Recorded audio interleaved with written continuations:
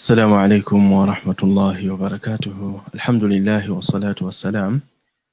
على رسول الله صلى الله عليه وسلم وعلى آله وأصحابه ومن سار على نهجه واستنى بسنته إلى يوم الدين ثم أما بعد. أمتنا مجفو قال الله سبحانه وتعالى تسابى الله برينغ السا أكساساني منينبي kuwekitiibwa Muhammadin sallallahu alayhi wasallama. Baganda bange abalungi, mbaniriza omukutu ogwa Ihsan Muslims Central. Lunaku lwakuna tubayo ne programu ekwatagana ku byobusika nga weewaawo erimu eno bangi bagigayaliridde, bangi tebagiwa budde, ate nga erimu endala ze tusoma oba bashekhe ze basomesa. Naye nga ezimu ku hadithi ezaalabika nga zitutegeeza nti omuntu amanyi faraidu aba amanyi nisfu ilmu, abanga amanyi hafu y'okumanya kw'obusiraamu oba yayirimu y'obusiraamu. So tukyesanga nti ffenna tulina okugenda ewa Allah, naye ebintu byo obirese biri bitya, biri mu makubo matuufu, biri mu nteekateeka ennyini Allah subhanahu wa ta'ala gye yabeera nga abiteekullamu, oba weesuddeyo gwa nnaggamba. So kyekigendererwa lwaki twaleeta omusomo ogwanu ku Ihsan Muslims Central, ffenna tubeere tusobole okuba nga tufunamu, tubeere nga tuyiga kiki kye tulina okuba nga tukola na ki ekiteekeddwa okukolebwa mu butuufu. Muganda mmwe Muhammad Sulaiti Kalanzi ku kamera, nga nja kubeera nga mbanjulira biidhnillahi subhanahu wa ta'ala mu maaso awo Sheikh waffe Omar Suleiman Kasule ng'otutera okutambula naye era abeere nga atongerezaayo. Nga tetunnagenda mu maaso, nja kutumira baganda bange bonna betuweereza nabo, betukwasaganya nabo ensonga y'okuba nga tusoma. Nammwe mwenna abasoma naffe, baganda baffe bangi siyinza kubeera nga mbamalayo. Saba Allah abeere nga abongera okumanya, abeere nga abongera riziki, abeere nga abongerera ddiini yammwe ejjule biidhnillahi subhanahu wa ta'ala, Allahumma amin. Baganda bange abalungi, leero tugenda kuba nga tutambulira ku nsonga. Ezo ensonga ne tuba tuzirabye ze zigenda okugaana omuntu okubeera ng'asika. Era siyinza kubeera mulyazaamaanya, nja kubakwasa muganda waffe Sheikh Omar Kasule abeere nga atwongerayo biidhnillahi subhanahu wa ta'ala. Naam Sheikh.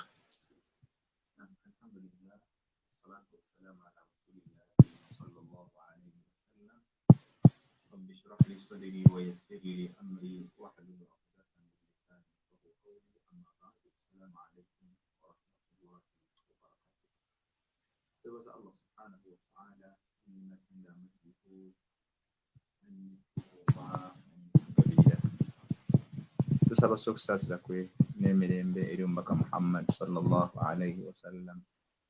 n'eri abo abatukulembera mu bukkiriza n'abo abaligoberera obuwufu, nga naffe tusaba Allah subhanahu wa ta'ala atuteeke mu bo. Allahumma amin. Amanya Omar Suleiman Kasule nga Sheikh bw'aganjudde okutambula nammwe mu erimu ey'obusika, wabula nga tukola tusinziira naddala nze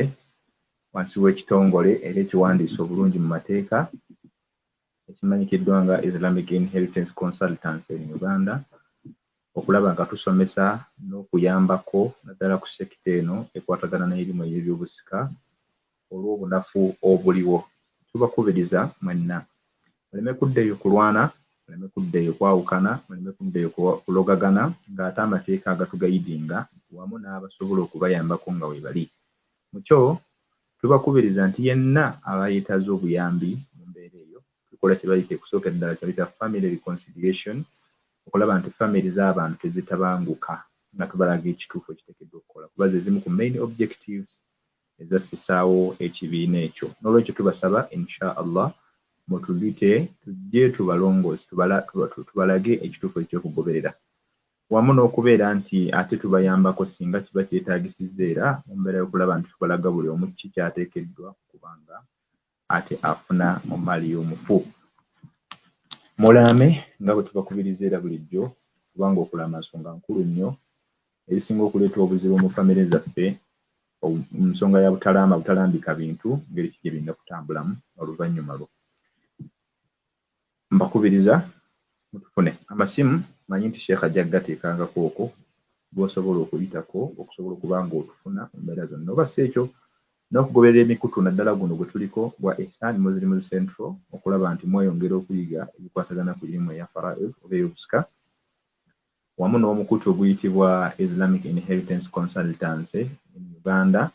osobole okubeera ng'ate weeyongerako okumanya okunnyonnyolwa naddala ekikwatagana ku ilimu al-fara'id. Oyinza okwagala okumbuuza naye ate nga mwana wattu by'ombuuza twabiteekayo dda kwebiri ku mukutu gwaffe ogwo mugugoberere subscribing mugulayikinge mubeere ng'ate mumanya ate mugase n'abalala bw'ogutuukako fuba nnyo okulaba nti osharinga fuba nnyo okulaba nti ogulayikinga fuba nnyo okulaba nti ate ogusubscribinga mumbeerefanako bwetyo tusobose okulaba nti ate irimu esaasaana worldwide mumbeerefanako bwetyo. Erimu gye tuliko ya fara'id ngera bwe tugambye omusomo gwe tuliko omukulu olwaleero oluvannyuma lw'okumaliriza ensonga ezitusembeza mu busika ze twamanya essatu ddala abamanyi ze begattako nga ze ziri genuine oba enkulu ddala ezigobererwa nga singa emu ku zeebulawo kakasa bukakasa nti tobalibwa mu abo abateekeddwa okubeera abasika ebyo yabeera afudde. Olwaleero tugenda kulaba omuntu yenna abeera aliko ensonga essatu Oluganda olw'omusaayi kozza ate ng'ogasseeko n'obuddu obwali bubaddewooko wakati w'abantu ababiri baselevale. So ebintu ebyo ebisatu singa omuntu abeera nabyo kiki ddala ekiyinza okuvaako oba okuviirako omuntu ate okubeera ng'ate aluuzinga oba okuba ng'agobwa okuba nga disqualifyingibwa asazibwamu okuba nti ate tali mu basika olwaliro kye tugenda okutunuulira nti newankubadde ensonga essatu ezo omuntu asobola okuba nazo oba emu ku zo owulidde kuba omuntu asobola okuba wa Luganda lwa muntu ate nga bbaawe oba nga mumbeerefanako bwetyo kiba ku mukyala n'omwami oba kisobola okubaawo nga ba Luganda ate ng'ate baali baliko abaddu cases. So mumbeerefanako bwetyo kitegeeza tugamba nti singa omuntu asobola okubeera n'ebintu ebyo bisatu ddi lwasobola okugobwa ddi lwasobola okubeera nti ate avaamu mu basika. Si kye kyokka ekyo nti omuntu bw'abeera n'ensonga ezimusembeza ku busika lwe kiba kiwedde no ate waliwo ebisobola okugoba mu busika. Ekitabo kye tugoberera mbasaba abasobola okukifuna muyinza okukinoonyaako. Kino ekitabo nabagambye nakikyuzinga olubereberye tubadde tujja tusoma mu bitabo eby'enjawulo naye bwe twatuuse ate wano ne tusitiikinga ku kitabo ekimu ku byo ekinnyonnyola ennyo muddala nkusinga kunnyonnyola bwe mbadde nkola research eyange ekitabo kye bayita al-khulasa bingi naye kye bayita al-khulasatu fi ilmi al-fara'id waliyo n'ekirala kye bayita al-khulasa fi ilmi al-fara'id naye kino muallifu waakyo oba gwe twandiyise writer compiler w'ekitabo ekitabo kino ayitibwa al-ustadh Dr. Nasir ibn Muhammad ibn Mashriyi al-Ghamidi gwe tumanyi oyo musajja musomesa ku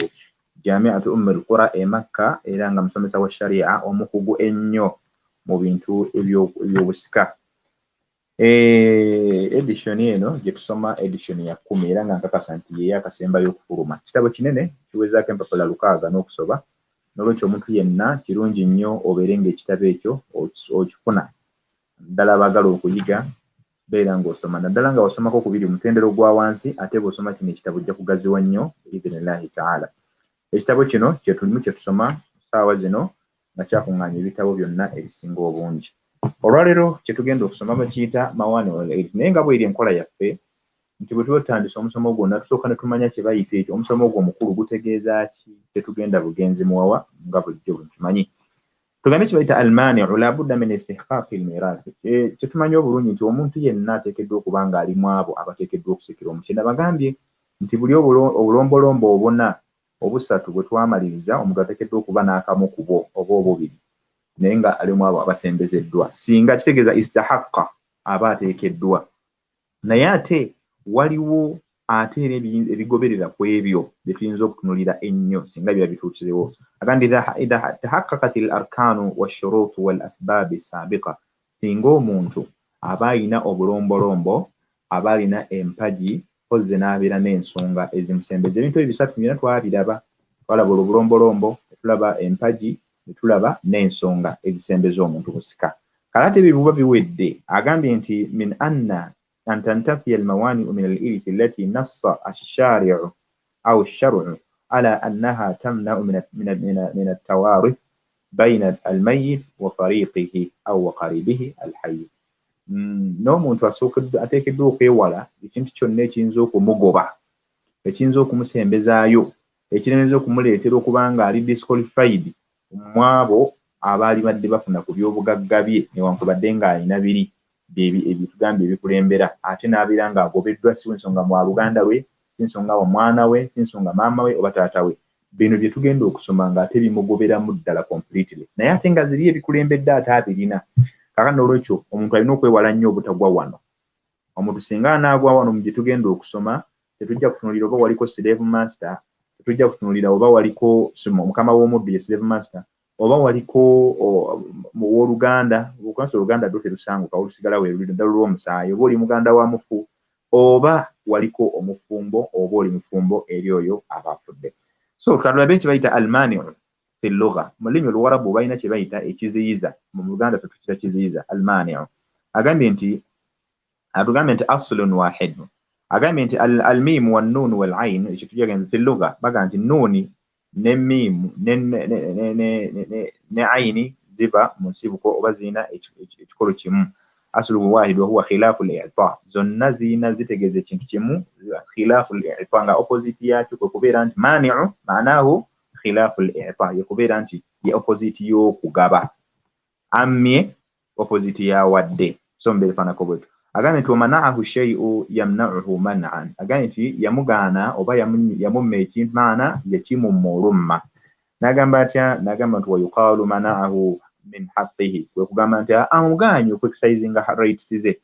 ng'omuntu ayinza okugaana okwexercisinga rights zo. Olina right eyeebaka nagaa tolina kwebaka paka nga bukedde, olina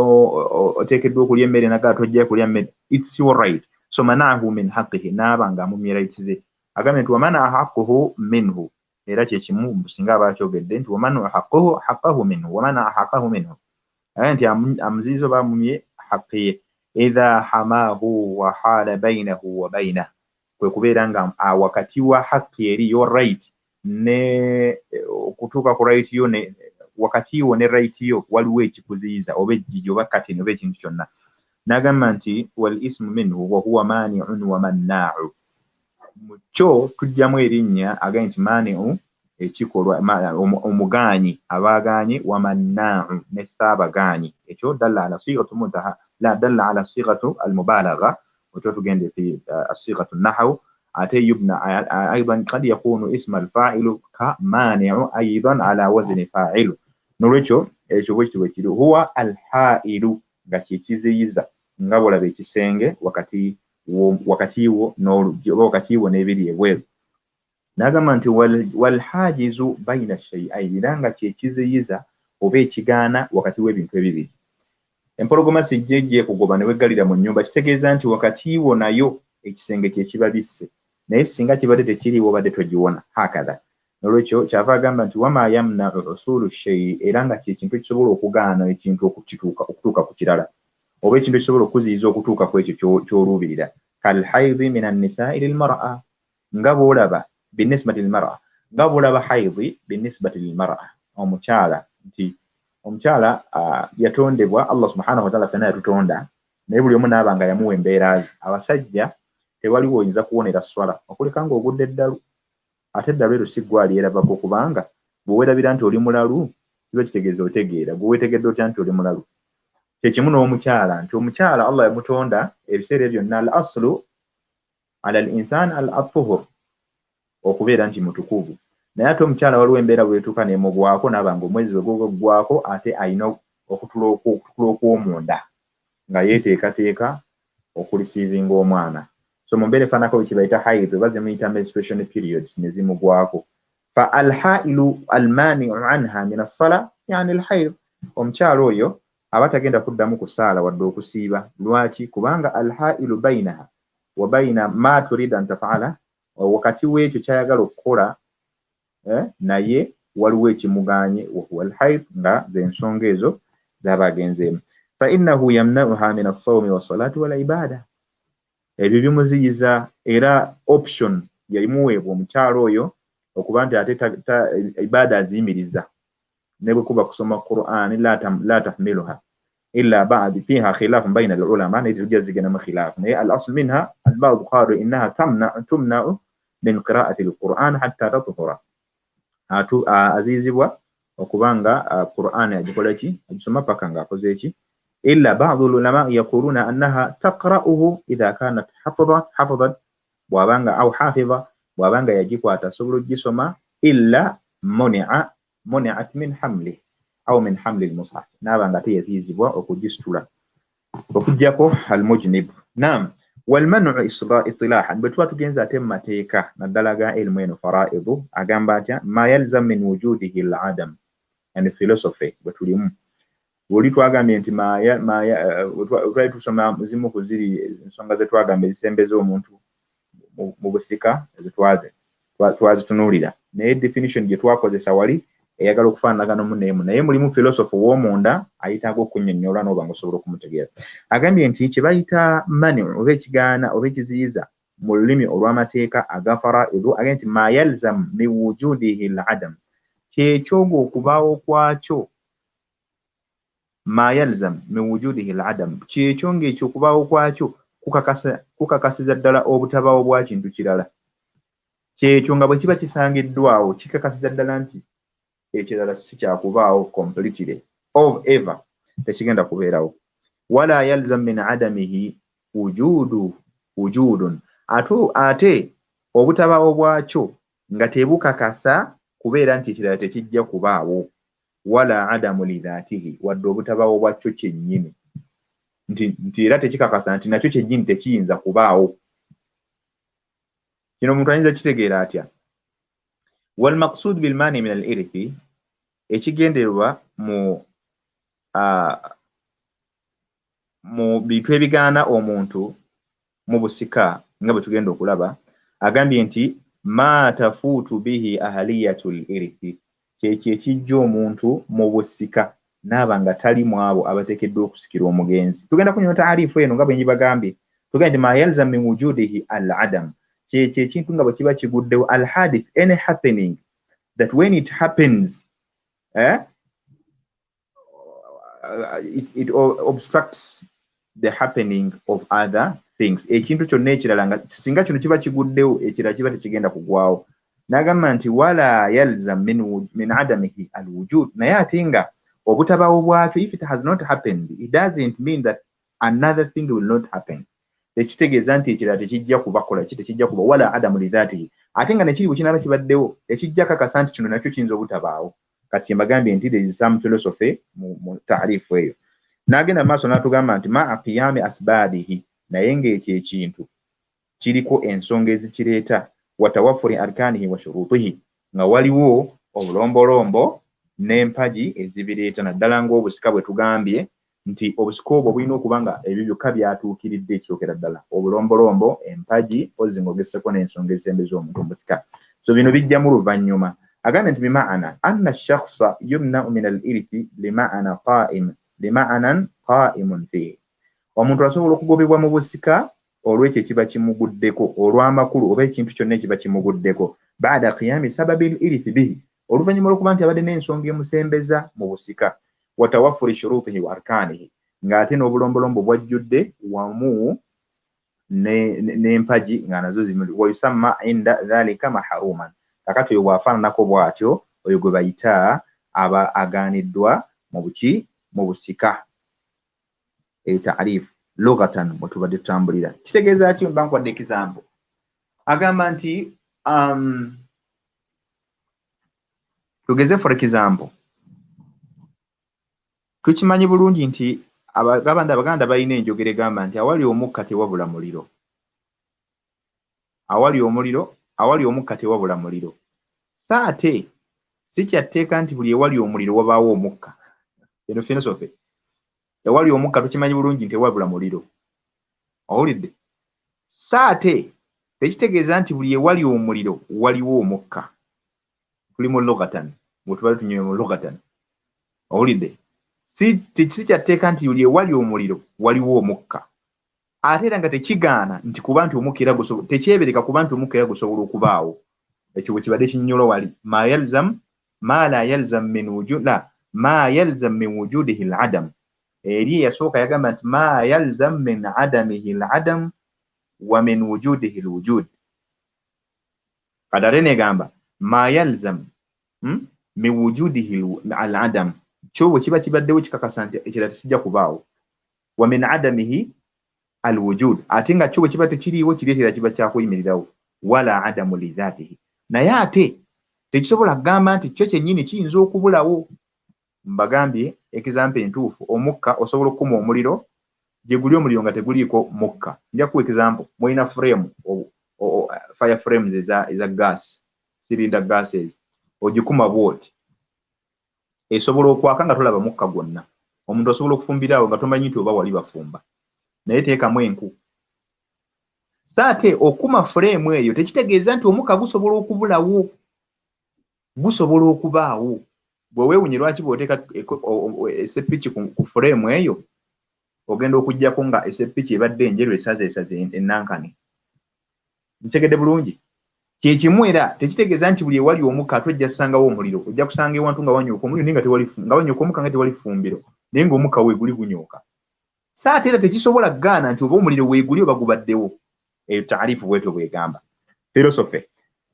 Bwe tugenda mu maaso bayani naye mu bayani ojja kukitegeera. Bayanu mawani'ul irithi al-muttafaqu alayha bayna ahli al-ilm. Kati nga bwe twannyonnyola mu nsonga ziri ezisembeza omuntu mu busika nti mulimu ensonga fiha ma ajma alayha al-ulama wa fiha ma ikhtalafu fiha. Abamanyi waliwo ensonga ze beegattako era ezo teziriko kuwannaanya ezigattibwako abamanyi bonna nga tewali ayawukanyeeko ezo zigobererwa. Ne wabaawo ensonga infarada biha ba'd al-ulama abamanyi abamu nga baazeyawulira nga buli oli yazireeta ye naganze kino ndaba kikola abantu baga nti nedda. Kakati naye wano bwe kiri ensonga ze tugenda okusooka okusomera ddala z'ensonga ezo abamanyi ze beegattako nti singa ziba zibaddewo khalas omuntu aba avudde mu basika era batabali wamu abo abayinza okusikira omuntu aba afudde. Newankubadde ayinza okuba muganda we, newankubadde ayinza okuba omwana gwazaala, newankubadde ayinza okuba mukadde we, newankubadde ayinza okuba mukyala we, newankubadde ayinza okuba omwagalwa we yenna oba nfanfe we. Agambye nti mawani'ul irithi al-muttafaqu alayha bayna ahli al-ilmi thalatha. Abamanyi b'obusiraamu bonna, gwe njogera ku bamanyi b'obusiraamu nze ntera nnyo okulifaalinga ku bamanyi abana. Abamanyi abana bano nga tonnagenda naye ate manya nti mu maaso gaabo waliyo ate qiyas, waliyo ate era ittifaqaati as-sahaba, waliwo okwegatta kw'abamanyi. Kakati ekyo olwokubanga tuli mu madhihibu nti ate wano madhihibu Imam Malik, madhihibu Imam Shafi'i, madhihibu Imam Ahmad ibn Hanbal, madhihibu Imam Abu Hanifa, ago tugamanyi nti weegali. Naye bino bye twogerako nabo balina ku bye baabisikirako eri mwe tusikira nsikire kujja ku bannaffe ababakulembedde. N'olwekyo kuno kitegeeza nti ne ku mulembe gw'omubaka sallallahu alaihi wasallam yali nsonga eyali etambulirwako. Ekisookera ddala min al-mawani' al-irithi ezo abamanyi ze beegattako batugambye ziri ssatu. Hiya al-maqsudatu bi qawli al-allamatu Muhammad al-Burhani. Nga zino nno omumanyi ayitibwa Muhammad al-Burhani yazireeta era n'abanga yazoogera mu buyimba bwe mu bitontome bye n'azireeta rahmatullahi alayhi manzumatihi. Yagamba nti wayamna'u al-irithu ala al-yaqini riqqun wa qatlun wa ikhtilaafu diinin. Yagamba nti ensonga ezekakasibwa ezigoba omuntu mu busika ziri ensonga ssatu ng'agambye riqqun mwe muli obuddu, omuntu nga yaliko omuddu. Kugamba omuntu eyaliko omuddu buno obusika bubeera ku sayidi emu. Twagamba nti omuntu eyaliko omuddu talina gwasikira yenna wabula ate mukama we asobola okumusikira. Oba kitegereka omuddu bw'abanga mukama we amutadde n'amuwa free n'amufreeinga n'amugamba olina rights zo zonna, omuddu n'agenda akola n'afuna obugagga naye Allah n'agera omuddu n'ava mu nsi yaliko omuddu. Ono yaliko mukama we asobola okujja n'afuna ku by'obugagga ebyo. Bilax ate bw'abeera nga mukama we yafudde, ono yaliko omuddu eri mukama we newankubadde yamukolera ebbanga lye oba kuva buto we nga yamuleze tasobola kumusikira. Ekyo bwe kiteteeka bwe litu bweriri. N'olwekyo kyebagambye kyatugambye nti riqqun wa qatlun, n'omuntu okwenyigira mu kutta, wa ikhtilaafu diinin, n'omuntu okubeera nga baawukanya eddiini wakati w'oyo gw'agenda okusikira n'amusikira. singa eddiini ziba za njawulo awo tewali busika. Ekyo nno bwe kityo bwe kiri. Riqqun obuddu we are lucky enough nti olwaleero obuddu tebuliiwo, naye however ennamula zonna zikyaliwo, tomanya, you never know, something may happen. Wayinza okuba Allah asobola okugenda, kubanga agamba nti ala ya'lamuna annana nanqusu al-ardha annana na'ti al-ardha nanqusuha min atrafiha afahumul ghalibuna. Ensi eno buli gy'olaba Allah agenda agizaayo emirembe gyayo egy'emabega n'okulaba ng'ekendeera buli lukya, bw'olaba ng'etakendeera naye manya nti buli lukya abantu abasinga ati baagifuna global village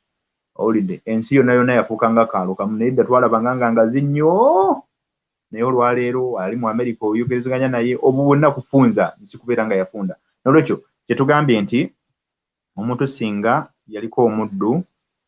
takkirizibwa kusikira mukama we oba eyaliko mukama we.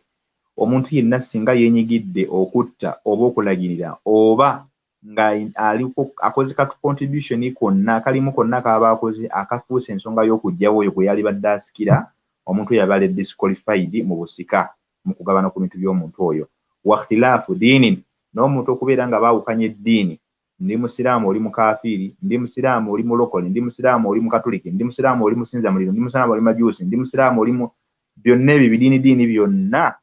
obusiraamu tebukkiriziganya nabyo. Kitegeeza tosobola kusikira musiraamu era olina kusikira atali musiraamu, obwo bwe mukolesipangana naye mu ddiini. Ekyo nno bwatyo bwakinyonyodde. Wa bayaanuha ala nahwu, tugenda kuliraba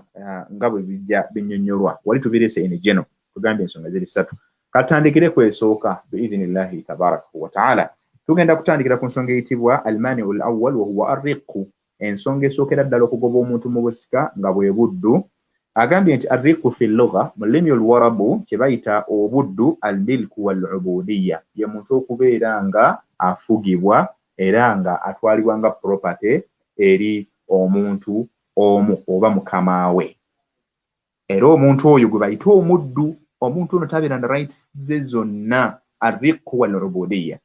abeerako ebikoligo nti talina kyayinza kukola nga yeeyagalidde, buli kimu kyonna mukama we yasalawo. Warraqiiqu, bino nno omuddu ayawukana n'omukozi. Kino njagala mukyawule. Oli ayinza okuddawo n'alowooza nti omukozi gw'alina awaka oba abakozi be balina gundi nti no, omukozi alina right egamba nti kino sikyagala nkikola ki. Wabula ate abaana abagenda ebweru be muteekayo baganda bammwe mu abagenda, oluusi bagenda ne babeera mu mbeera ey'obuddu kuba tebeesalirawo, tewali kye bakola, eva babeeranga ku bakama. Kitegeeza nti obuddu bwe buli naye buli indirect. Abagenda mu mawanga ag'Abawarabu, mu mawanga agawa tebeesalirawo, bayinza n'obbatta, bayinza n'obbakola ki. Bulijjo tulaba obutambi nga balaajana, tasobola kugaana mukama we kyamugambye. Okitegedde? So kitegeeza nti in the other way round obuddu we buli naye nga buli indirect. So indirect slavery is around or is found weeri naddala bwe tuba tugenze mu human resource management. Abantu abasinga obungi mu abata transport nga abantu batwala okukola ebyo ebintu mu ebiri, abantu gye bali baddu bakozesebwa nga abaddu. Naam, bwe tuba tugenze mu maaso kyava tugamba arriqu fi lugha, nga bwe tugambye arriqu al-ubudiyya al-milku wal-ubudiyya warraqiqu al-mamluku. Kati gwafugibwa oba gwe bayita omuddu, arraqiqu ye muddu, yani al-mamluku omuntu yenna abaafugibwa. Agambye nti yutlaqu ala al-wahid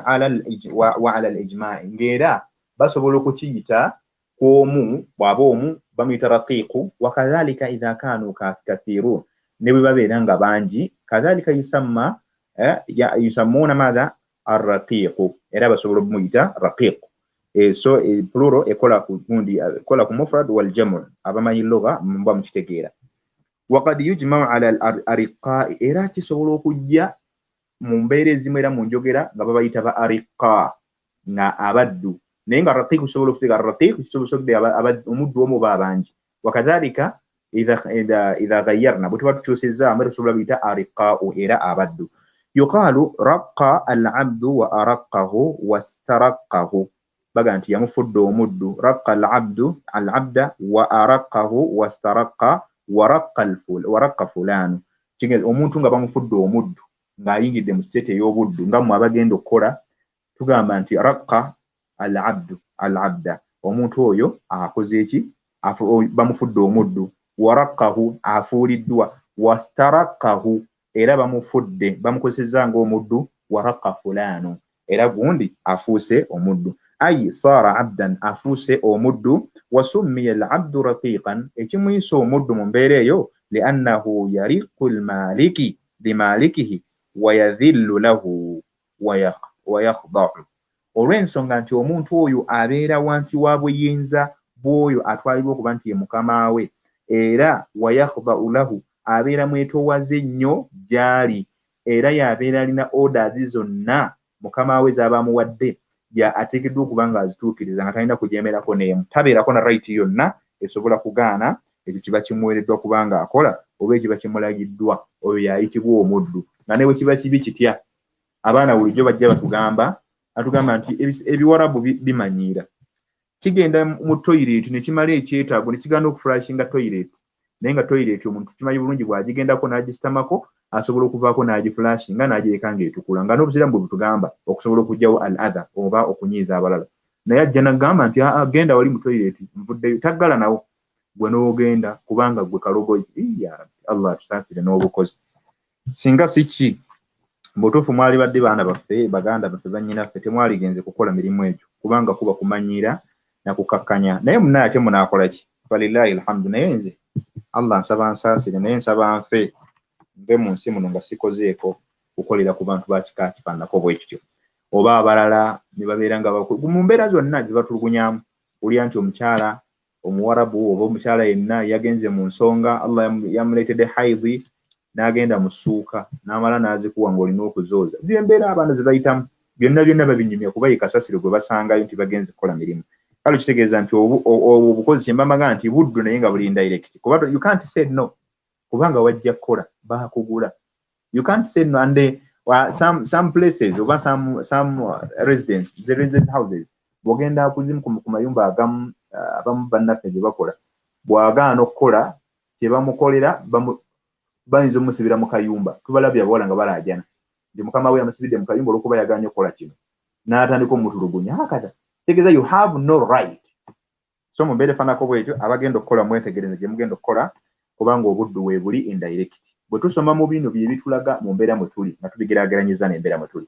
warriqu istilahan bwe tugenda mu buddu kye bayita mu mateeka kye bayita obuddu ajizu hukumiyye muntu okubanga atasobola kwesalirawo yakumu bishakhsi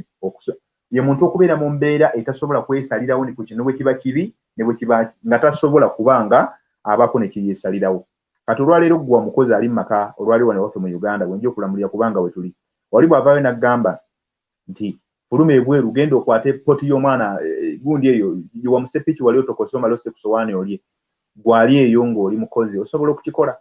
bw'oba tosobola kukikola kitegeeza nti you are not a slave you are no longer a slave toli muddu kitegeeza nti lwaki you have your rights you can say no to bad things you can say no to anything which is not good on your side buli kyonna ekibi kyokakasa nti kikukosa tosobola kugamba nti ki tosobola kugamba nti you can say no tosobola kugamba nti kukola bukozi era ogamba nti nedda tosobola kubeera ng'okola ekintu kyokakasa nti kikukosa oba kikosa obulamu bwo wahakadha so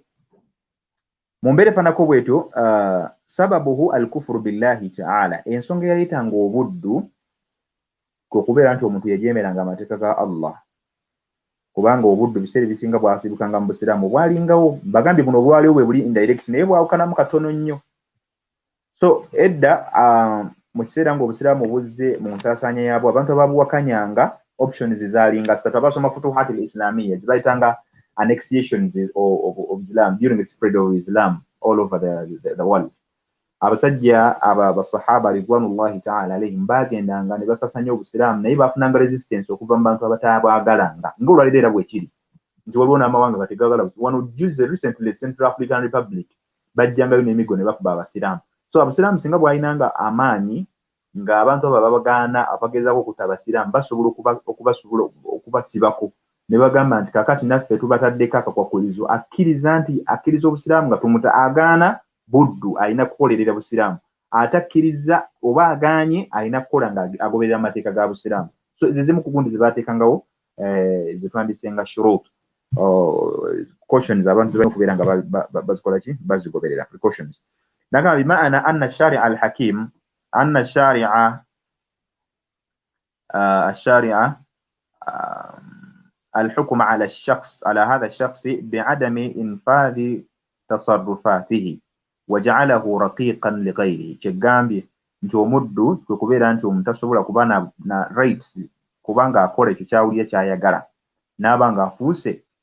muddu eri omuntu omu bwe buddu bisababi kufurihi billahi ta'ala subhanahu naye mu kusaidi y'obusiraamu omuntu yamalanga kujeema n'aba nga akoze eki ajeemi kuba ne mu surati tauba tukakasa tulinamu aya egamba nti nabbi Allah subhanahu wa ta'ala yamugamba alwanyisa abakafiiri hatta yu'tul jizyata an yadi wa hum saghirun naga nti bawe n'omusolo bawanga musolo bayigawe mu nsi y'obusiraamu bawangalira mu ggwanga lya busiraamu naye nga baganya obusiraamu nga balina okuwa omusolo okuwangalira mu nsi eyo ekyo nno kyekyatuka nkubayita ng'abaddu nolwekyo farraqiq au farriqu mani'un min al-iri omuntu ali mu mbeera oba mu state efaanako bwetyo kyekimugoba mu busika tasobola ku owninga wa huwa yamna'u tawarithu min al-janibayn era kigaana obusika ku saidi zombi fala yarithu al-hurru min qaribihi ar-raqiq omuntu yenna omuddu ng'olina muganda wo naye ng'ali mu buddu tasobola kukusikira ne bw'aba mwana wo ng'ali mu buddu nga kuba byo byalingawoko ng'omwana ali mu buddu ate nga taata ali hurru taata wo bwe yafa nga gwe omwana ng'oli muddu tosobola kufuna ku kintu kya kitaawo kubanga olinga talina laki kubanga omuddu talina tasobola kubeera na kye bayita belonging tasobola you can't own wala yarithu raqiqu min qaribihi al-hurri omuddu tasobola kusikira muganda we wadde oli muganda we atali muddu era tasobola kusikira muganda wo nga muddu kubanga he doesn't own oba she does not own anything ويدل على ذلك الكتاب والسنة والإجماع والماذا والمعقول ekyo nno nga kiriko obujulizi okuviira ddala mu kitabu al-Qur'an al-Karim ne sunna hadith zombaka Muhammad sallallahu alaihi wasallama wamu n'enjigiriza ey'abasahaba n'abamanyi abasigadde wa hakaza al-uqul aw al-ma'qul ne mu ntegeero y'omuntu kennyini bw'aba nga kizza amagezi tuyita amagezi amazaali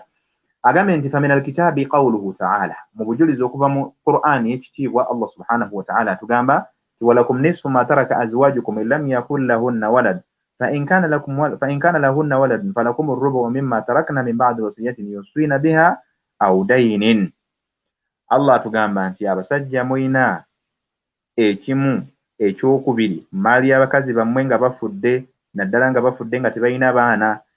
ate bwe babeera nga bafudde balina abaana mulina kimu kyakuna mu ebyo baba balese nga mumaze kujjamu bakazi bammwe bye baasuubiza oba bye babeera balese bye babanjibwa ne mu bisasula aya ya 12 suratu nisa Allah bw'ati bw'agamba wa mina sunna ekiresiza aya eyo ekyobuddu tetunnakiwuliramu wabula Allah alaze atandikidde ku bufumbo wa mina sunna ate bwe tugenda mu hadithi ma rawahu Abdullah ibn Umar hadithi yaleetebwa Abdullah mutabani wa Umar agamba radiyallahu ta'ala anhuma Allah asiime ku bombiriri anna nabiyyu sallallahu alaihi wasallam qala Allah nabiyyu sallallahu alaihi wasallam yagamba man imta'a 'abdan wa lahu malun omuntu yenna agula omuddu ng'omuddu yenna ayina ebyobugagga famaluhu lidhibaahu emaali eyo eba y'oyo abakoze ki abamutunze lidhibaahu nti bw'obeera n'omuddu for example nyabbawa wano mu Buganda for example edda mu history wa Buganda bamumanyi obulungi bakabaka bakwatanga abantu baabwe ne babatunda nga babaguza abasajja bakyerufe bamagulumeerwa abazungu abatwale musamba zaabwe bakole naye bwe wagendanga nga butundiddwa ebyobugagga byo byonna byasigalanga mu mikono gya Bwakabaka kubanga bwe bukulembeze obwalingawo so babatundanga ne bagenda okukola eyo mu ssamba z'abagundi for good todda awulidde kakati ebyo byonna byonna bisigaddewo biba bisigadde tebabiwanga bali nedda byasigalanga mu mikono gy'abana abakutunze Nabbi sallallahu alaihi wasallam agamba famaluhu lidhi ba'ahu oyo aba amutunze illa an yashtarida al-mubta' okujjako oli agula singa aba ataddewo akalombolombo nti nkugulako omuddu oyo naye bisharuti taddewo akalombolombo nti n'ebibi byonna mbigulirako oba omunguza kiringa bw'onojja okugula ente noga nti ente eyo onguza ente eyo naye bw'oba onguzaako n'akayana kaayo ngenda gigula attabi hadha principle hadha ضابط من ضوابط القواعد الأصولية so هذا نعم أنت والوجه من الآية والحديث تتوجه آية حديث أن الله تعالى أضاف الميراث إلى الله سبحانه وتعالى بسكاب ودات مستحقيه باللام الدالة على التمليك awadde abo bateekeddwa okubufuna ng'akozesezza laamu eraga belonging lirrijali oba linnisa n'agamba nti walahunna hakaza ng'era nabbi sallam bw'atugambye hadith Allah gy'akozesezza oba enjogera Allah gy'ayogedde mu aya atulaze ng'alaga nti balina bannannyini hakaza so ekyo kyekitulaze nti Allah awadde abo bateekeddwa mimma yadullu ala anna almaala almawruuthu yakunu milkan lilwarithi ekitulaga nti emaali yonna ebeeyo erina okusikirwa eyo yaba afudde ebedde eri oyo ayitibwa omusika warraqiiqu la yamliku ng'ate kitumanyi obulungi kino kyo ne bw'onaagenda wa nti ayitibwa omuddu talina kike mukama wo ne bw'akugamba jjamu empalo emirye wali mu kasana hakaza genda osome ku byafaayo by'omusajja ayitibwa Bilal ibn Rabahi omanyi eyatiikirira nnyo ne mu Isiraamu abasinga obungi abasoma ku Isiraamu bakimanyi gandi see how whichever situation that he went through during that time ng'akyali wa Umayya ibn Khalaf yayisibwa atya baatuuka n'obbasiba ku ŋŋamiya omu ne bamusibako okugulu eŋŋamiya ne bagikubanga eddeeryo ne bagikubako okugulu eŋŋamiya ne bibayuzaamu Bilaali baamuteekako ejjinja ne balimuteeka ku kifuba ne bamussa mu kasana mu musenyu owulidde wahuwa yaqulu ahadun embeera ze baayitamu empitirivu naye nga tasobola kugamba nti oba nno mukama wo kyagambye kye kirina okukolebwa paka abajjanga ne babagula nga wayagala kutunda bw'atayagala kino kyekuwa ekirala nti ayitibwa omuddu taba na right yegaana yonna mukama wo ne bw'agamba kutta tewali amuvunaana kubanga oli muddu ekyo kyekyaliwo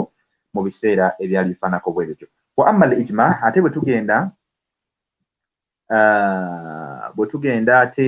ku kwegatta kw'abamanyi oba ku ndaba ey'abasahaba ridwanullahi tabarakahu wa ta'ala alayhim bagamba batya agandi faqad haka ghayru wahidin min ahli al-ilmi al-ijma' ala anna ar-riqqa mani'un min al-mawani' al-irthi abamanyi bangi nnyo atali omu oba babiri abatuleetedde ebigambo n'endaba ez'enjawulo nga basinzira ku bujulizi nga batugamba nti obudde okuva edda n'edda ne ku mirembe gya Nabbi sallallahu alayhi wa sallama ng'omuddu yali tali musika fala yarithu ar-raqiq omuddu talina gwasikira yenna wadde okuba nti ki talina gwasikira era talina gwasikirwa naddala bw'aba wanga oluganda lwe wala yura tasikira era tasikirwa wa amma al-ma'qul ekyayagala okitegeeza ogenda mu kitabo ekibwa al-Mughni al-Muhtaj mujalladu gwakuna mujalladu gwokuna safha ya 45 ne fawaidu sanshuriya mujalladu gwa safha ya 31 al-Mughni li-Ibn Qudama mujalladu ogw'omwenda safha ya 123 paka ku 125 bajja bikunnyonnyola ng'era bwe bikunnyonnyodde abamu musobola okwanga ebitabo bya fiqh osobola okubanga ate nabyo obifuna nabyo nibibanga bisobola okwongerako ku nsonga eyo wa amma nga bwe tugambye ekyo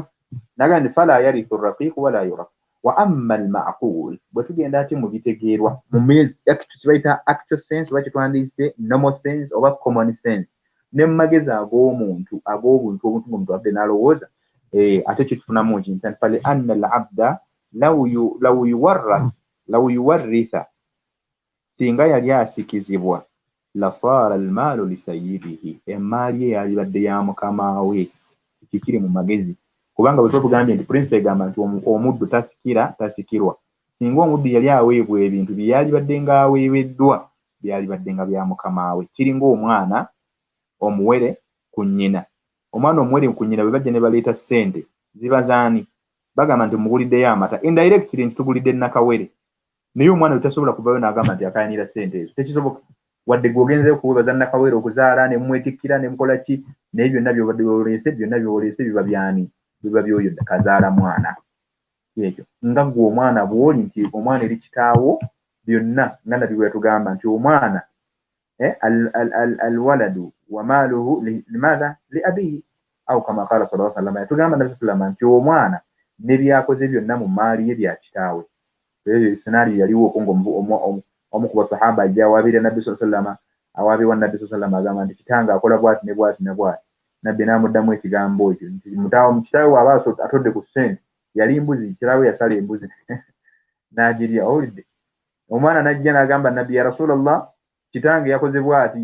kitaawe ye buli yayagalanga okulya ennyama nga teyeebuuza nti oba gundi mpakumu nedda agenda bugenzi ng'ajjayo mbuzi ng'asala naye obalira abaana b'ennaku zino okumanya muli bakodo n'obubbi muli babbi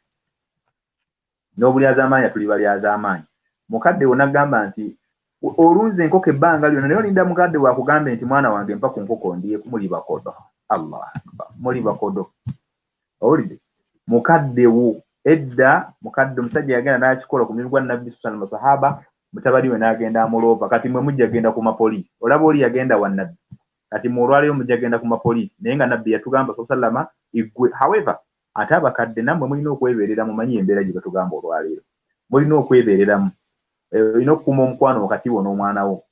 kirungi nnyo ate okusaba kubanga gino emirembe nabagamba gino emirembe tuliko kasaawa zino byana si baana owulidde illa man rahima Allah kujjako Allah baasaasidde oba omwana bw'aba asobola okuba nga mukadde wasuza enjala ng'ate omwana alina ssente n'atasobola kukwatibwa kafansonyi mukadde wo nga yasulanga enjala mukadde wo nga yeerekereza nga buli kimu n'aleka olugoye olulungi n'aleka obudde bwe naye gwe n'okeera enkya Allah n'akugabirira mukadde wo n'abeera mu mbeera embi tosobola nakwefiriza gamba nti oba mukadde wange njagala abeere bulungi ekyo buli omu balira ensala nafsi basiira buli omu yeetunulemu gw'osinga okwemanya bwe weeyisa eri bakadde bo. N'olwekyo kitugambye omuddu talina kya bwannannyini wahuwa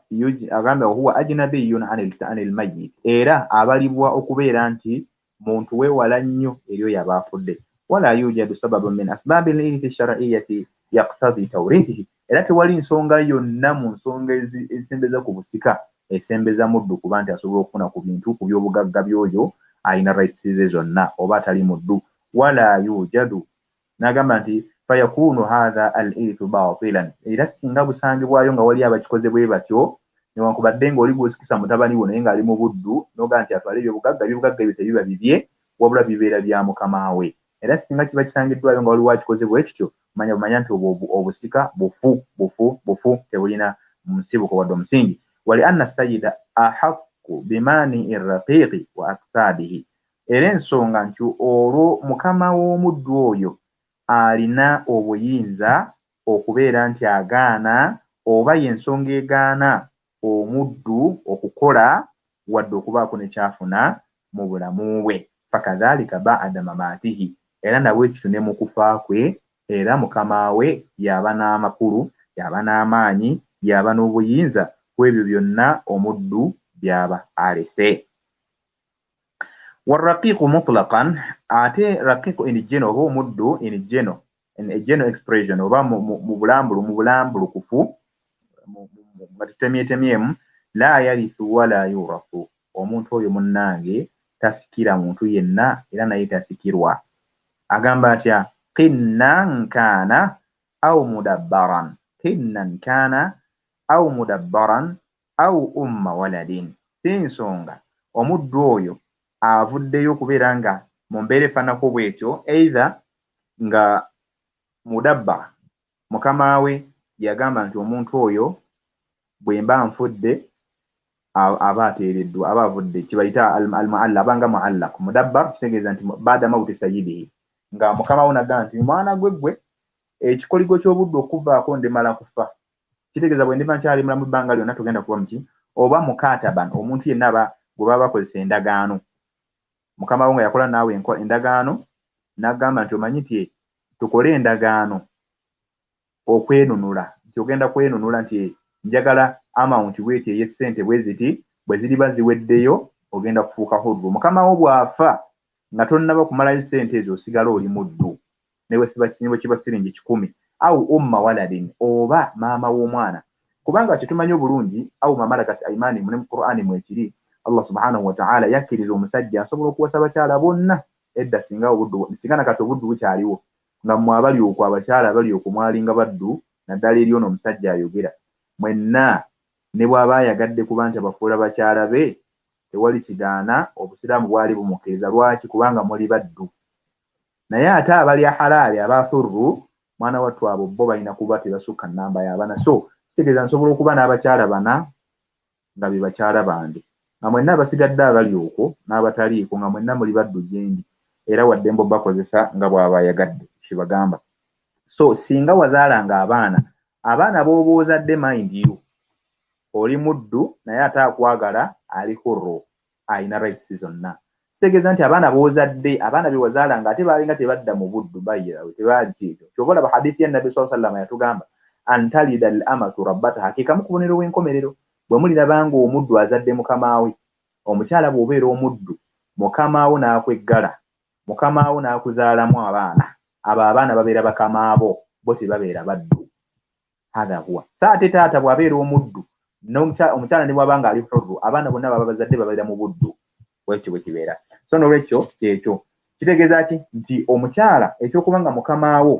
yakwagadde yakuzaddemu abaana yeebase naawe mu buliri ekikufuula kuba nti oli hurru era wasigalangayo mu buddu newankubadde omuzaalidde abaana ebyo byalingawo ne ku mulembe gw'omubaka Muhammad sallallahu alayhi wasallama naam kyava agamba nti au musa bi'itqihi obanga omuntu afudde alamiddwa nti ateebwe li anna haulai jami'a ariqa'u oba nga mukama we alese agambye nti bwemba nga alese agambye bwe ndiba nfudde nga kiwandiise mu kitabo nga teyakyogera oba teyakikugamba nekisangibwa nga gamba oba ekiraamo ne kitalabika osigala oli muddu era ogenda kusigalawo nga oli muddu paka nga ofunyewo ekiwandiiko ekikilarifayinga nti olina kuva mu buki daga ndi anna haulai kubanga mwena musigala muli baddu walima rawa Jabir ibn Abdullah radiyallahu ta'ala ne hadith eyitibwa Jabir Allah subhanahu wa ta'ala asime ku bombiriri agamba nti ba annabi sallallahu alaihi wasallam al-mudabbara waliwo omusajja eyaliwo ku mulembe gw'omubaka Muhammad sallallahu alaihi wasallam yalina omuddu oyo gwe yalina n'agamba nti omusajja oyo nti musajja yali mugagga naye mubaddu omuddu gwe yalina yagamba nti gwe nja kukuta bwe naaba nga nfudde yamusaka kwa kulinzo kwa kuba nti bw'anaaba afudde ng'amutanga ava mu buddu Allah n'aleetera omusajja oyo embeera ne ku mulembe gwa nabbi ng'akyaliwo sallallahu alaihi wasallam n'amuleetera embeera lyakanyigo omusajja yavuwala nga talina kyabugagga okuggyako omuddu oyo fadhahaba ila nabbi sallallahu alaihi wasallam kyava agenda eri nabbi sallallahu alaihi wasallam n'amugamba naye jjukira omuddu we yamugamba nti bwe ndiba nfudde ogenda kuteebwa kakati labayo omusajja bw'ayavuwala ng'ekyobugagga kyasigazzaawo ye muddu ate nga yamusuubiza okuteebwa nabbi sallallahu alaihi wasallam kyava amugamba nti leeta omuddu n'amuleeta omuddu bwe bamuleeta nabbi n'amutunda n'amuguza be yamuguza olwo oba togenda kuva mu buddu otandise buto olugendo lwo lwakabutandika kakati nabbi sallallahu alaihi wasallam bw'abanga bwe yakola ekintu ekyo omuddu ono n'abeera nga yakola atya ono omuddu n'aba nga yakitegeera oluvannyuma lw'okutundibwa nabbi sallallahu alaihi wasallam n'abeera nga ate yamutunda n'amuguza omuntu omulala n'asigala sahaba mu buddu nga si wakola ki si wakubuvaamu at the moment lwaki mukama we yali amusuubiza okumuta poteya bivudde abadde ayavuwadde n'abeera nga ate omuddu ono yalina okumununula okumuddiza akasimbi so hakadha bwekityo bwe kyajja kitambula nabbi n'amutunda fadalla hadha ala annahu la zaala rafiqan ekyo nno ekyokumutunda ekikakasa bukakasa nti omuntu oyo si wakuva mu buddu wabula wakusigala nga atambulira mu bwo amma al-mukatab naye ate oli omuntu eyali akoze endagaano mukama we yagamba nti tukole endagaano weenunule oba bakununule alladhi ta'aqada ma'a sayyidihi ala aqsafin min al-mal nga yakola endagaano ne mukama we n'omuwendo gw'essente gwonna ogw'okumunula nti idha addaha asbaha hurran nga singa abaagosasudde agenda kukola ki agenda kubukeesa nga ki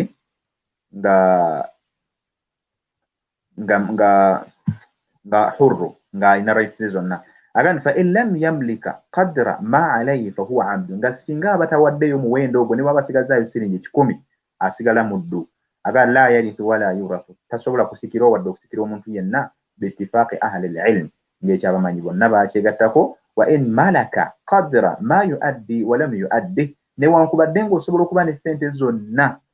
ezisobola okubeera nga ziweebwayo ove mu buddu nga gw'olina okuziwa Allah najja mujjulula nga tonnaziwaayo au malaka ba'd ma yuaddi oba n'obaako n'ekitundu fa fihi khilaafun bayna ahli al-ilmi ala aqwalin ekyo abamanyi bakyawukanamu nti ssente bw'oba nazo bw'oba nga tonnaziwaayo oba tonnava mu buddu paka ng'omaze okuzituusa gy'olina okuzituusa abamanyi balinamu endaba ez'enjawulo ku nsonga eyo qinnu gwe bayita qinnu naye muddu naye abeera muddu ekitundu ate nga sayidi si muddu nga bw'olaba omuntu mukataba ono nti asobola okwesasulako ekitundu nga bwe bagambye nti kakati twagala emiliyoni 10 emiliyoni ze-10 ezo bw'oba oziwaddeyo nti ogenda kuba ojja kubukeesa enkya ng'oli hurru nga tolinaayo akubanja gwe bayita qinnu najja asasulako emiliyoni 5 n'asigazayo ettaano kitegeeza ekitundu ekimu yeenunuddeko ekitundu ekirala kyali muddu oyo aba tavudde mu buddu era talina gwasikira era tasikirwa hakaza abamu abamanyi bayawukanamu ne bagamba nti abamu bagamba nti omuntu ono okusinziira ku nnenula gy'aba yeenunuddemu ayinza okuba omusika ayinza obutaba musika akuwalo zigenda kulaba ezimu ku bigambo ebyayasikiriza abamu ku bamanyi byokka ndowooza bibiri byokka nga tumaliriza olunaku olwaleero insha allah ekisookera ddala abamu ku bamanyi bagamba nti inna almukataba omuntu yenna abakola endagaano ne mukwano mukamaawe nga muddu abdun ma baqiya alayhi dirham singa aba ayina 11 kyonna kyabasigaze ne bwe balwa 5 bwega ne bagaba siringi 5 ne bwe ziba siringi 2 ne bwe bannusu emu bwatumanyi nusu emu waliwo essensi ezigirina nga ya mugaso agaye la yarithu wala yurathu omuntu oyo taba musikira tasikirwa wa huwa qawlu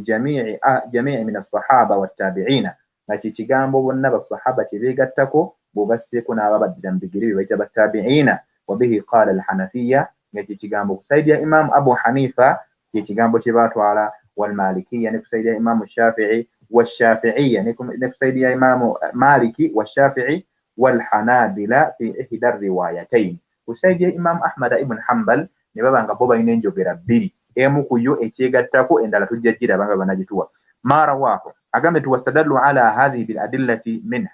era nga kino balina obujulizi bwe besembesa nga mwemuli mara wahu umar ibn shu'aib amr ibn shu'aib ya hadithi yati wa amr ibn shu'aib an abihi an jaddihi yajija ku kitawe nga kitawe yajija ku jjajjawe radiyallahu ta'ala anhum allah simiku mbiri ana nabiy sallallahu alayhi wasallam qala nabiy sallallahu alayhi wasallam yagamba nti قال المكاتب عبد ما بقي عليه من مكاتبته درهم نبي yagamba المكاتب omuntu yenna akoze endagaano ne mukama we yokuva mu buddu asigala muddu ebbanga lyamala nga asigazaayo ne bweba dirham ya dirham ke kasente akatono akasembayo mu bawarabu naye ne waffe tulina n'ennusu emu tulina ne siringi 5 mbere fanako bwe so kye kibagambe al-mukatabu omuntu yenna aba abalibwa okuba nti muddu oba omuntu yenna aba ali mu buddu bw'abanga tannaba kumalayo ssente zimubanjibwa zateekeddwa kusasula kwenunula asigala muddu newankubadde ng'abuzaayo siringi emu oba nnusu emu n'agamba ati alqawlu thani kigambo ekyokubiri abamu ku bamanyi bagamba nti tujja okukomako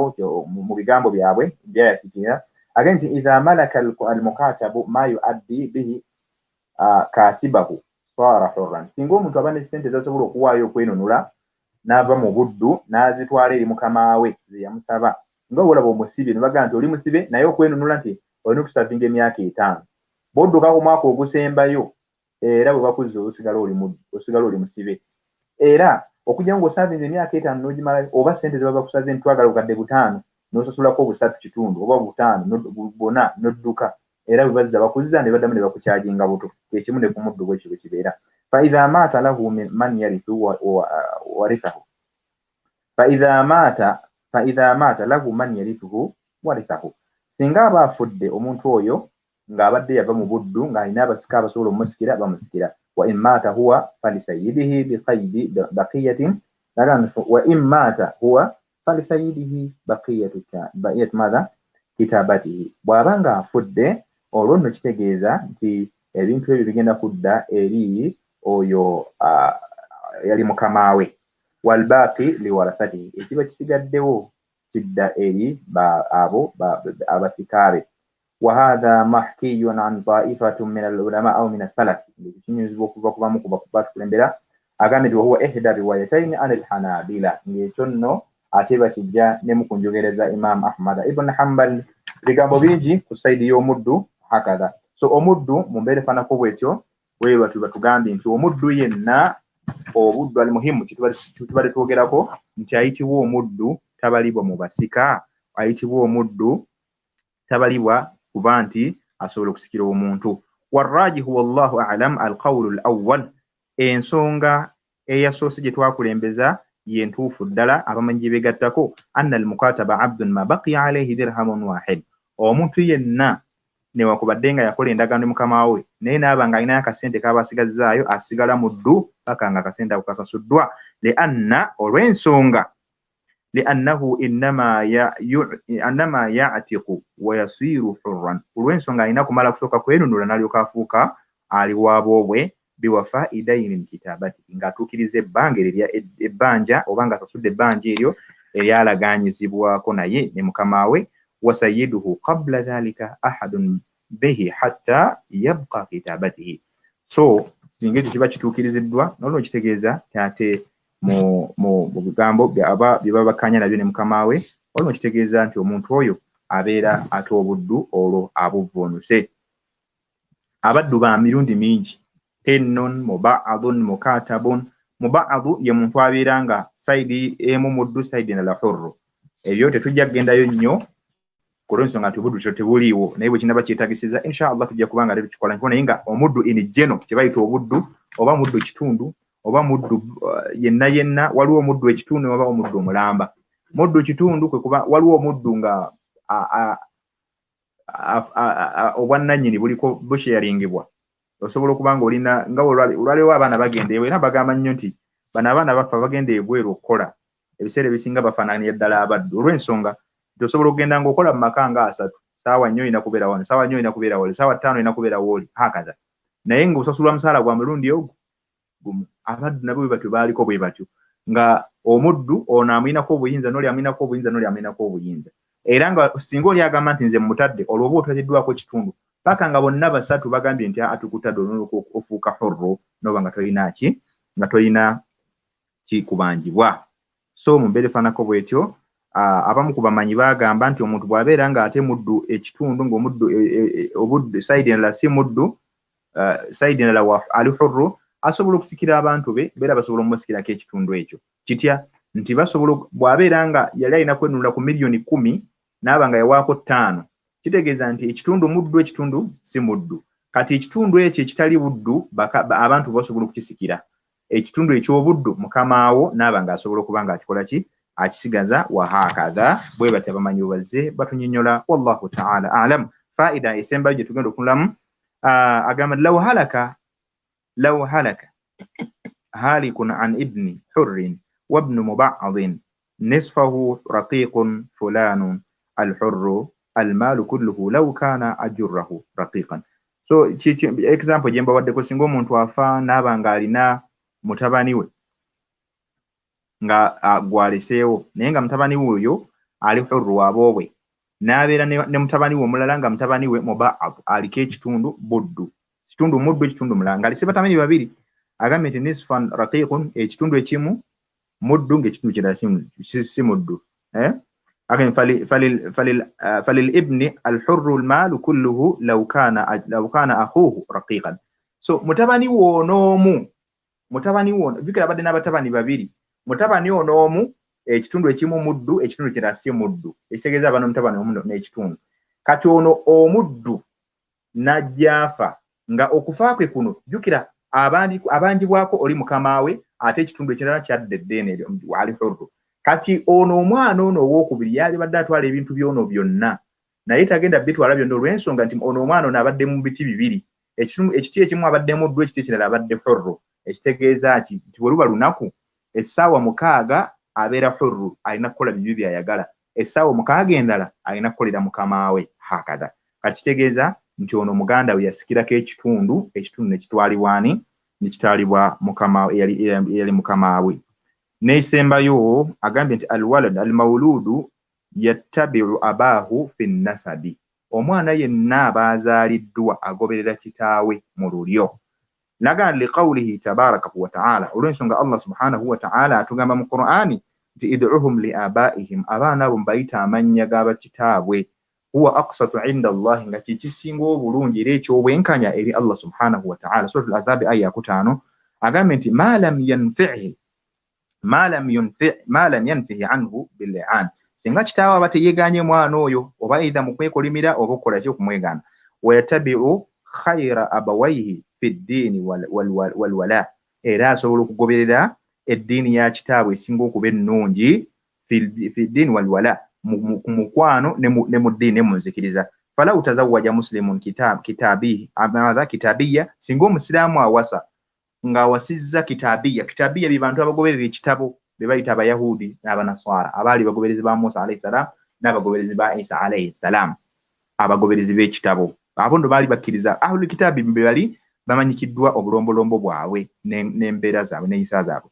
Awil aks, oba nga kitabiya yawasizza muslimu agambye nti falwaladu tabi'u li muslim fi ddiin, omwana bw'abanga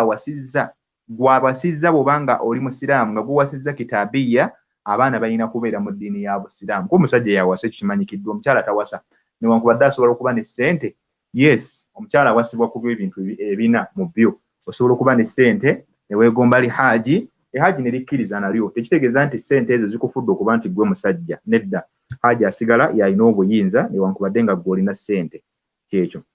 nolwekyo era abaana basigala ba musajja. Era tugamba nti olwokuba gwe olina ssente tikati abaana olw'essente ziri abaana babakuwadde bakuweereddwa kubanga gwe olina ssente. Ekyo nedda, obusiraamu si bwe bugamba, abaana basigala ba musajja. Ekyo bwekyo bwe kiri. Era nekibundi ne mu ddiini, omusajja bw'aba musiraamu abaana balina kugobera famire ya musajja era balina kuba basiraamu mbere fanako bwetyo. Era bw'abanga omusajja kitabiya kyekimu bila aksi nga kitabiya yawasiza ate omukyala omusiraamu, ekitegeeza nti abaana bagenda kugenda mu famire. Era weewuunya bannaye bakyala bannyinaffe abasiraamu ne mugenda mu fumbiro bano abasajja, omwana n'agenda mu Katuliki, omwana n'agenda mu ki ate mu madiini ge betaba kitabiya abo tebaliimu. Bw'ogenda okusoma ku sifaatil kitabiya mu bantu abo begaba ahlul kitaabi, abo bana baffe mu Uganda wano simanyi nti oba tubalina, sikakasa. Bana basinza n'ebifaananyi, ba ahlul kitaabi bali basinza bifaananyi. Bana baffe basinza n'ebifaananyi, bakwata n'enjiibwa ne Naam, falau tazawwaja muslim kitabiya, tugambe ekyo falau taaba al muslim bil muslimi fi ddin, bw'abeera goberedde omusiraamu mu ddiini, au tazawwaja nasraniyu wathaniya au al aks, obanga bw'awasizza munaswara mugoberezi wa Isa oba mugoberezi wa majusi al aks wa majusi oba mulala, falwaladu tabi'u lin nasrani, oyo omwana aba agenda kugoberera oli. Kitegeeza nti abawasa n'abafumbirwa mwegendereze. Bw'ofumbirwa omusajja nga mukafiiri nga si musiraamu obanga mushiriku, bw'osuubira abaana bagenda kulagawa era gye bajja okulaga. Mulekawo abasiraamu olw'okuba ffe tuli babisaati, ne mulekawo abasiraamu olw'okuba nga tebalina nnyo, talina mmotoka gy'anaakuvugiramu, talina dduuka ly'oyagala kubeeramu, n'osalawo n'ogaa nti ate oba Peter azze munnange ate alina edduuka naye nga Peter alina n'emirambo, mbeere faanako bwetyo. Peter agenda n'emmanju talina kadomola. Ya Rabbi, abantu tuli bagumu. Niwe wasamba gureeti gw'omanyi nti naam, katumale eddiini. Wayatabi'u ummuhu fi lhurriya warriq, era wayatba'u ummihi fi lhurriya warriq, era omwana asobola okugoberera nnyina mu bwa hurru singa abeera nga waboobwe, aw irriq obanga muddu, illa ma'a shartin aw ghayri, okuggyako nga waliwo akalombolombo obanga waliwo ensonga endala. Ekyo nno kye tumaze olwaleero kye bayise obuddu, olwaleero mbusifunze bwe tukizinze nga tubadde tukinnyonnyola. Ku mulundi ogunaddako biidhinillahi tabaraka wa ta'ala tujja kujja ate tunnyonnyole katili muwanvu, era wano kye bayita okutta biidhinillah. Simanyi naye nsuubira engeri olw'okuna olujjali lwakulonda tuyinza okunyigamu awo ne tukomawo ng'obudde bukyali ne tutunulira kye bayita riq, okutta. Abantu bangi mussa abantu be mulina okusikira al-qatl, insha Allah al-qatl, abantu bangi mussa abantu be mulina okukola ki, okusikira. Naye tujja kulaba suwari abamanyize baali ez'enjawulo, omuntu abalibwa ddi nti asse, kubanga n'okutta oba okwetaba oba okudagirira oba okukola ki, konna kuba contribute nze konna ku kufa kw'omuntu, ne bwaba kitaawo ne bwaba nnyoko ne bwaba mukazi wo, kakuleetera okuba nga tokoze eki. Kati woowunyize omuntu n'afumbirwa omuntu, omukyala n'afumbirwa omusajja naye ng'ayagala bw'anaatuuka mu buliri alitte emaali agyebbize. Okoze bibiri mu kimu, naye nga byonna bibi. So mumbeere nfaanako bwetyo. Saba Allah subhanahu wa ta'ala abeere nga atusaasira n'ebyo tuyiza olunaku olwaleero. Obuddu buli mu nsonga ezigaana omuntu mu busika era tabeera musika. Wallahu ta'ala a'lam. Alina ekibuuzo Sheikh ayinza okuba nga ebibuuzo baalimubuuziza